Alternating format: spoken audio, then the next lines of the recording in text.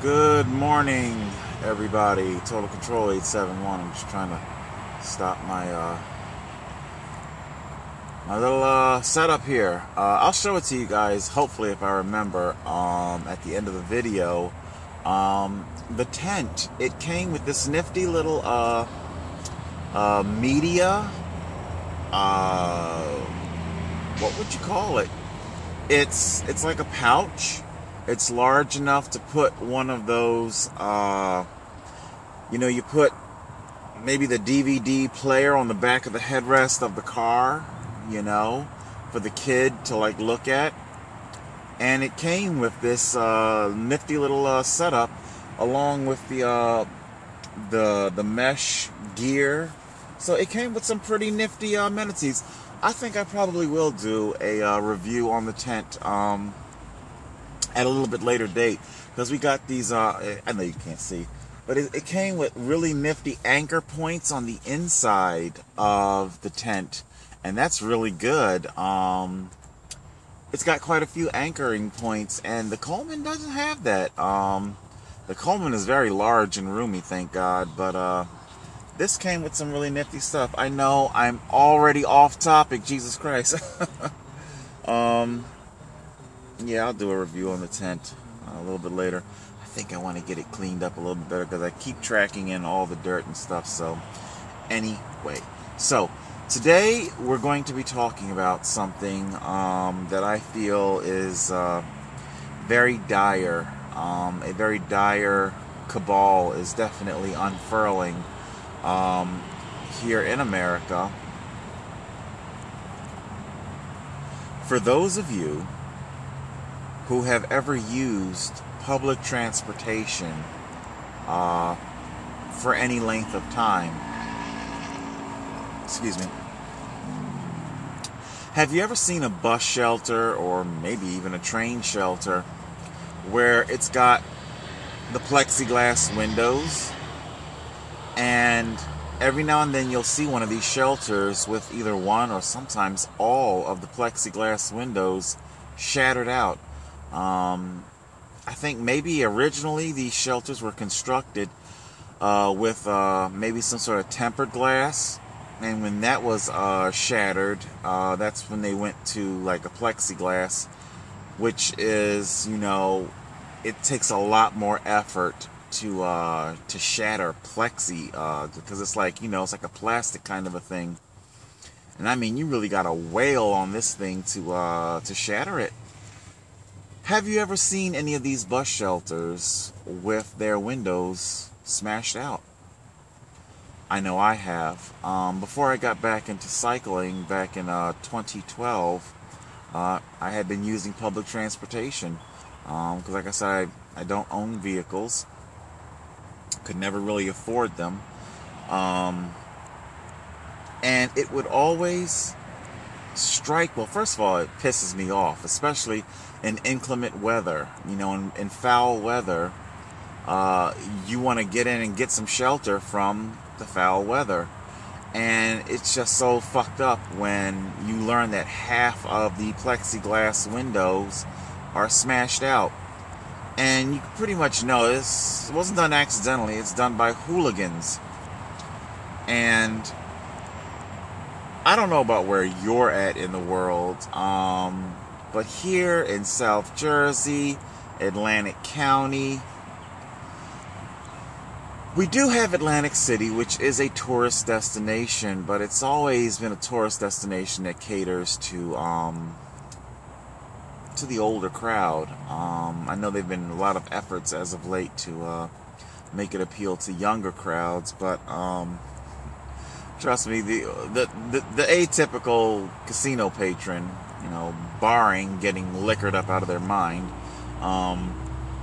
they don't exactly go around traveling by bus, or they definitely don't walk the streets of Atlantic City,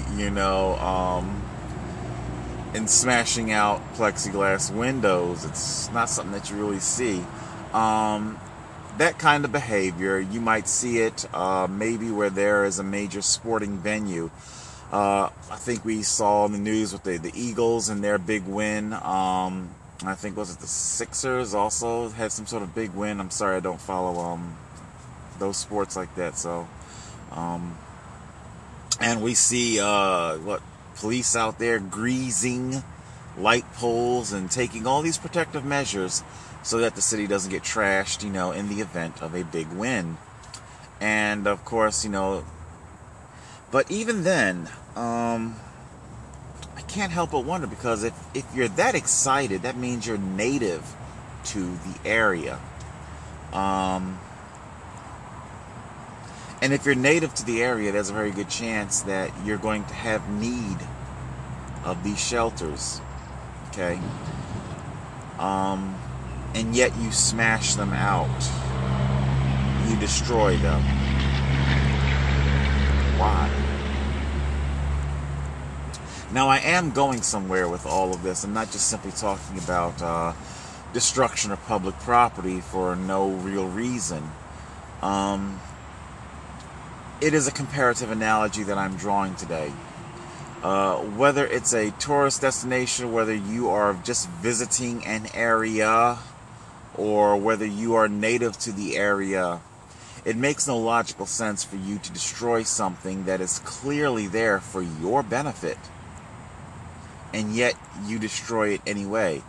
Were you caught up in some sort of emotional fervor, a maelstrom of either hate or celebration, and of course I could totally blanch off into a social anthropology introspective as to what causes people to behave like this, almost like a type of regression to very primal behavior. Anyway, the reason why I am talking about this and drawing a comparative analogy is because we see a great deal of the Constitution under attack, and it's being done in a celebratory way. We are seeing that Silicon Valley, they're definitely targeting the Constitution. Silicon Valley is very methodically and carefully, slowly replacing the Constitution with their own terms of use for their platforms. I spoke about it before when Zuckerberg was being grilled. He didn't pull that shit out of his ass about how it's his platform. He owns everything. If you don't like it, then you can leave. He didn't say that to Congress. Also, I learned, because I don't often stand up in defense of Donald Trump. Apparently, Donald Trump, by some sort of federal judge, I don't know if it was a federal judge, a state supreme judge, I don't think it was a United States Supreme Court, but a very high-ranking court ruled that Donald Trump does not have the right to block people on his Twitter account, proclaiming that the comment section below is protected under the First Amendment.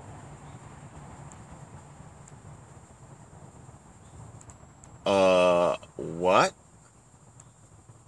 Now, how's that for a whiplash 180? I mean, hasn't the liberal left been using, or should I say, the liberal elite from Silicon Valley? Gotta correctly identify these demographics. Correct me if I'm wrong, but hasn't that been their go-to? It's ours, my toys. If you don't like it, you can leave. Your First Amendment doesn't apply here. But suddenly you're saying it does? And well, hold on now. Who's saying this? It's not the proprietor of Twitter. They're not saying this. The federal judge is saying this. So that means our laws, our governing body, the judiciary branch, is weighing in on the private sector, saying that the First Amendment reigns supreme. For how long? And better yet, for whom? Is it just Donald Trump that is going to be forcibly commented upon? You know? How far is this going to go? Because this is definitely a slippery slope. So you're saying that Donald Trump doesn't have the right to be his own page administrator and to block the comments that, let's just face it, I'm sure he probably gets trolled out the wazoo. He is. He's a horrible person. He's a hateful man. He's a complete buffoon, an idiot. I don't disagree with any of that. You know, Obama said it best. The man is simply not fit to be president in no shape or form whatsoever. It's got nothing to do with politics and political parties. The man is simply, he's a fucking idiot. He does not, he's a fucking idiot. You know, he doesn't, and he's too dirty. I mean, don't get me wrong.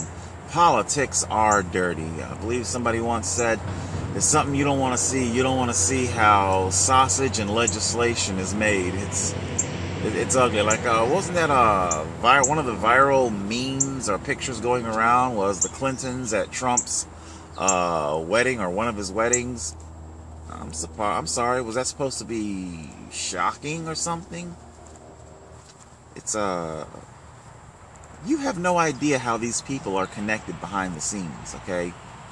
Maybe that's why the election got hacked, because you're oblivious, and you need a lot of, maybe you get filled in by late night, the late night hosts. It probably is your main source of understanding politics, you know, and that's comedy. You know, don't get me wrong, they take things that are fairly true, and they make jokes out of it, but you're being taken advantage of. You know, your mind is being hacked, and they see your mind as a soft target. It's very malleable. Anyway, so we see here that Silicon Valley, you know, more and more, you know, we see them say that, you know, the Constitution, it's a private organization, a private platform. You know, it's like the populace and now even the courts are turning to Silicon Valley, because I'm not just picking out Facebook or YouTube or Twitter or any of the tech giants, Apple. We see more and more the millennials are turning to what is trending for their pre-packaged morality. Because you don't have critical thinking skills, because you don't have the deductive reasoning to come to these conclusions on your own, you just basically kind of need, you know, well, I know I'm not,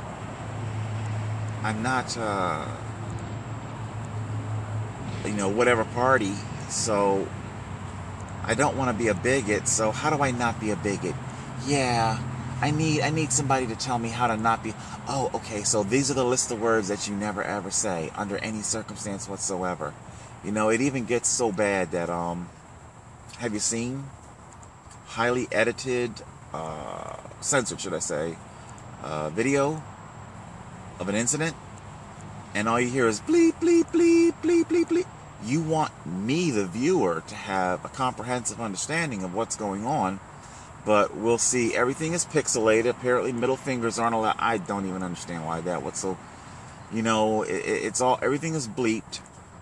We see pixelated N-word and things like that. If somebody said nigger, nigga, whatever it is, then that's what you need to say, and that's what you need to show. I mean, you're the one supposed to be reporting facts. You're the one supposed to be harping on facts first, you know. Well, if you want to be factual, then be factual.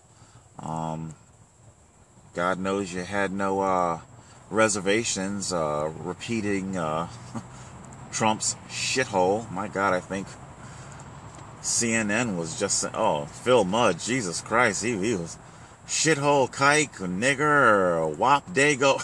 He was just simply going off. Oh, you don't say that about, oh. He was in intelligence, right? Was it CIA or some shit? CIA, FBI? That hyperbolic? Really, Phil? Anyway, but we see how they Silicon Valley and major media definitely coming together in an unholy alliance. Okay? And it is our Constitution that is being destroyed in the process of it. The two entities, Silicon Valley and big media, they're basically saying to us, we'll let you know what your rights are once we figured it out for this particular situation and this particular person. So suddenly the Constitution is being administered on a case-by-case basis. Like I say, I'm no Trump supporter, but you are destroying the Constitution the same way our out-of-control hooligans are destroying bus shelters. Did you even stop to think that you're going to need this thing later? Everybody's so caught up in the maelstrom of anti-Trump sentiment. Boy, it feels so good. And hey, don't get me wrong, I'm right there at late night too, laughing at the jokes. But at least I have the wherewithal. At least I'm privy. At least I am sentient enough to know where a joke ends and the Constitution begins.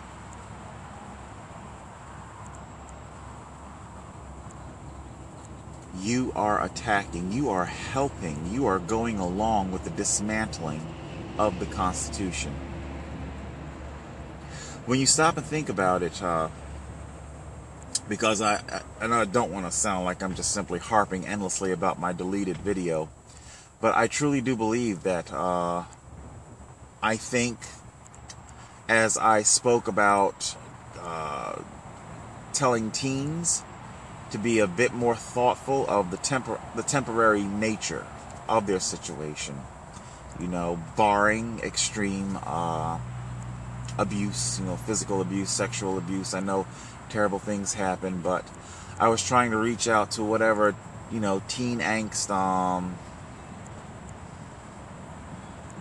Let me segue to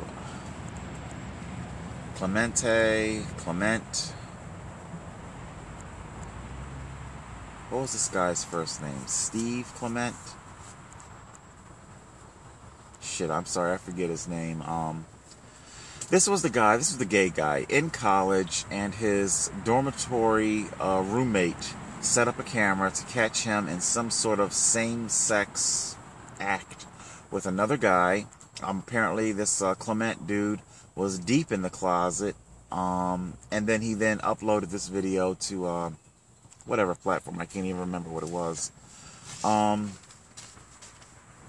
This was an incredibly seminal moment in American history, or so it would turn out to be. This would probably be one of the very first hijackings of the law. Now, what this person did, the roommate, they violated privacy. They violated some laws, definitely. But this guy was brought up on something like manslaughter charges because the guy ended up, the closeted gay dude, he ended out of embarrassment, ended up committing suicide. He jumped off of a bridge. And if I'm not mistaken, the whole incident, it was the impetus, or so Anderson Cooper reports, that it was the impetus, the defining moment that he himself felt the need to come out the closet. Good for you, Anderson. But what the roommate was brought up on the charges, I'm sorry, but to this day, they do not comport. The guy definitely violated some laws, you know, regarding privacy, but this guy did not. This should not be manslaughter. The point that I'm making here in referencing that is because this was the jumping off point where we began to see serious ramifications, repercussions for people exercising their First Amendment. Now, obviously, this guy, this wasn't a First Amendment issue. I don't think so. You violated somebody's privacy. You know, you're inside of a dormitory room. There's definitely an expectation of privacy. We had, what was it, a Playboy bunny? She took a picture of a nude woman getting into the shower at the gym and whatnot. Those are areas where there are clearly expectations of privacy. You don't video record in there, ever. So, what happened here was that it was the jumping off point, and because people's minds are so malleable and their critical thinking skills so pitiable, they couldn't disseminate the difference between First Amendment and expectations of privacy, and the liberal agenda just simply conflated the two, fed it to the American people, and the American people just swallowed that shit. You went on to see a lot of people being prosecuted. Now remember, Donald Trump is being barred from banning people from his Twitter account. Yet we also see a number of people, both girlfriends and boyfriends, and I think there may have been some married couples where one person told the other person to go kill themselves. And the person went and did it. And those people stood charges for manslaughter, negligent manslaughter. But, I'm sorry, you just said that the comment section is protected under First Amendment. Okay? You seem to want to have it both ways. You seem to want to be able to pick and choose when the Constitution exists and when terms of use exist. You're creating this bizarre hybrid amalgamation of Constitution and terms of use. Community guidelines. Silicon Valley seems to think that it is the next. It is Founding Fathers 2.0. Our community guidelines will be America's new Constitution. A new type of Constitution that's soft, malleable, mutable. We'll change things as we see fit.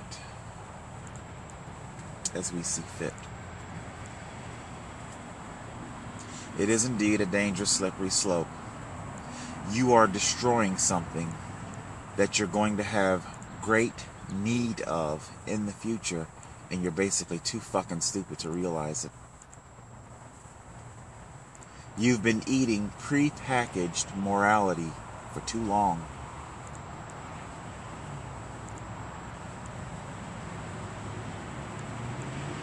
Pre-packaged morality.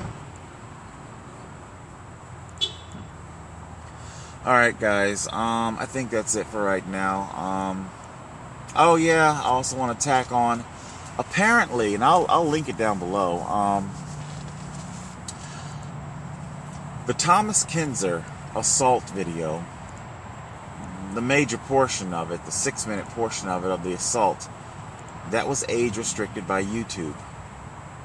YouTube felt the need to protect,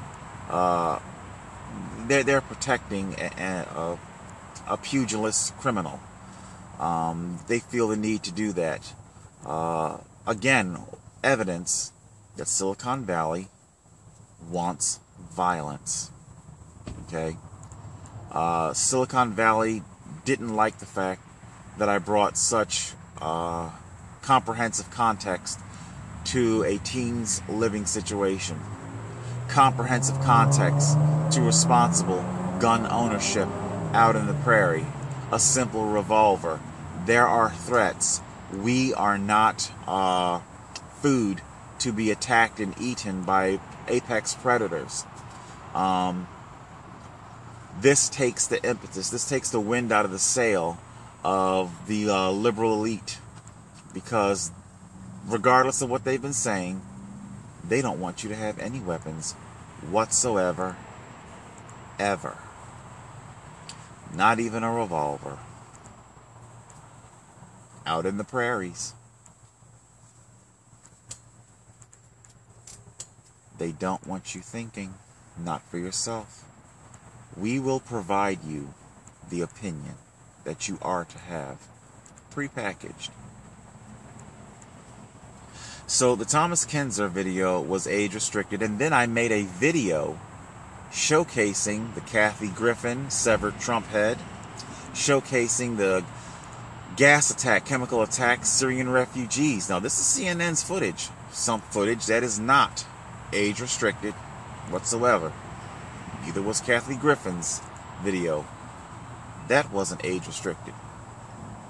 My coverage, my drawing direct comparison between my assault and the carnage, the graphic, violent carnage of a Syrian gas attack, and how YouTube biasly restricts this.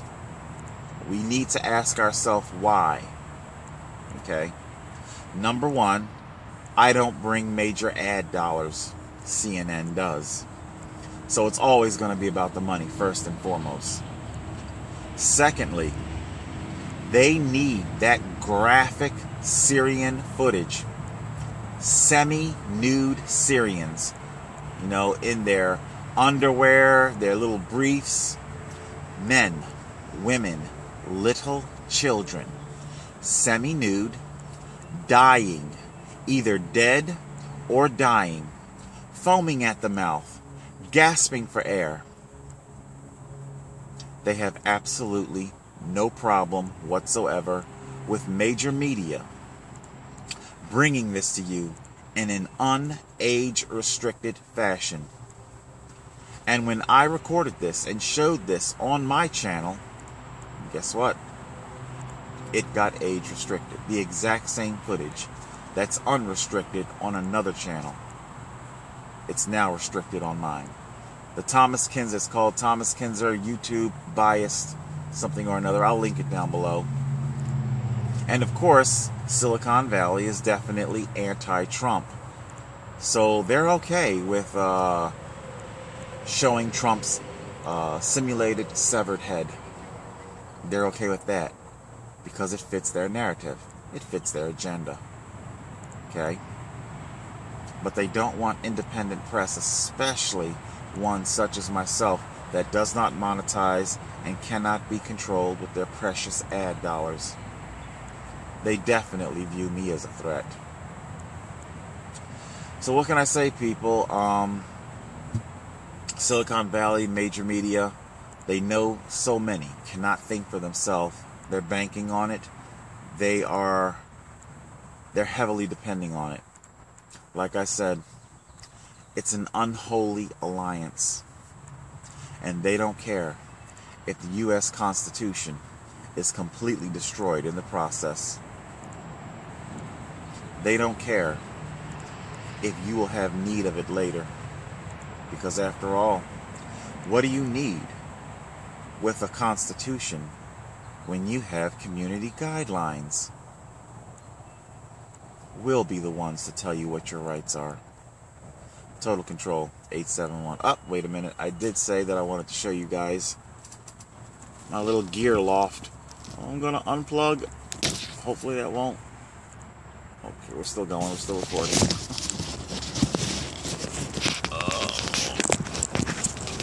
If it cuts off, you'll know what happened. If it cuts off, I'm trying to take it out without it cutting off. But if it cuts off, you'll know what happened. Okay. So this is our gear loft. Let me see. Yeah. Okay. This is the battery power brick. It gives a little bit of weight, so it keeps it from swinging to and fro. You know. Bushnell gear loft. I got it clipped on there. Oh, gear doohickey. Oh, mesh, especially for when things are wet. Like if my do-rag or my gloves are wet. So, it's nicely shaded, you know. I got a good fair balance of shade and sunlight, you know. So, there you go. Yeah, I definitely got to, I don't know if you guys can see or not, but you see I got to get out there, and that's on the outside. That's all pollen. And I got to get out there and I got to clean it. I really have no money. I don't even know. It might not get cleaned until next check. I am so on fumes. God, it's a rough one, I'm telling you. Alright guys, that's it. And be watchful, be vigilant.